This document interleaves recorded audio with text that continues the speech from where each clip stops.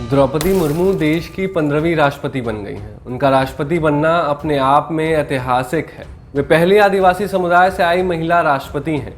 जिस बड़े अंतर से उन्होंने ये जीत दर्ज की है, इससे ये मुकाम और ज़्यादा खास बन जाता है। लेकिन ये बात कम ही लोग जानते हैं कि द्रौपदी मुर्मू के राष्ट्रपति बनने से 10 साल पहले भी भारत के पास एक ऐसा ही मौका आया था। वो मौका था एक आदिवासी राष्ट्रपति चुनने का। नमस्कार, मैं नीलांजन तिवारी। ये बात 2012 राष्ट्रपति चुनाव की है। केंद्र में यूपीए की सरकार थी और प्रधानमंत्री थे डॉक्टर मनमोहन सिंह। उस समय कांग्रेस ने राष्ट्रपति उम्मीदवार के रूप में प्रणब मुखर्जी को उतारा था। पार्टी को पूरी उम्मीद थी कि विपक्ष कोई उम्मीदवार नहीं उतारेगा और प्रणब मुखर्जी बिना किसी अड़चन के रायसेना तक पहुंच जाएंगे। लेकिन उस समय जैसा देश की राजनीति में मिजाज था, कांग्रेस के हाँ में हाँ मिलाना किसी के लिए संभव नहीं था। ऐसे में तब विपक्ष ने अपनी तरफ से पीएम संगमा को राष्ट्रपति उम्मीदवार बनाया था। 2022 में जो आदिवासी दांव बीजेपी ने द्रौपदी मुर्मू को खड़ा कर चला, कुछ ऐसा ही काम 2012 में विपक्ष ने किया था। तब विपक्ष में एनडीए थी। असल में पीए संगमा आदिवासी समुदाय से आते थे।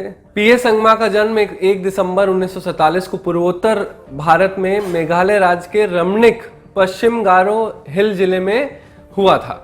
मेघालय के एक छोटे से आदिवासी गांव से जीवन की साधारण शुरुआत करके पीए संगमा अपनी योग्यता, दृढ़ निश्चय और मेहनत के बल पर लोकसभा अध्यक्ष के प्रतिष्ठित पद तक पहुंचे। राजनीति में आने से पहले उन्होंने अधिवक्ता और पत्रकार के रूप में कार्य किया था। उन्होंने अपने राजनीतिक जीवन का आरंभ कांग्रेस पार्टी के कार्यकर्ता के रूप में किया और वह पार्टी के पदों पर तेजी से आगे बढ़ते गए। लेकिन फिर वर्ष 1999 में कांग्रेस से निष्कासित होने के बाद शरद पवार और तानिक अनवर के साथ मिलकर पीए संगमा ने नेशनल कांग्रेस पार्टी की स्थापना की। शरद पवार के भारतीय राष्ट्रीय कांग्रेस की अध्यक्ष सोनिया गांधी से नजदीकी बढ़ जाने के कारण पीए संगमा ने अपनी पार्टी का ममता बनर्जी की तृणमूल कांग्रेस पार्टी में विलय कर नेशनलिस्ट तृणमूल कांग्रेस की स्थापना की।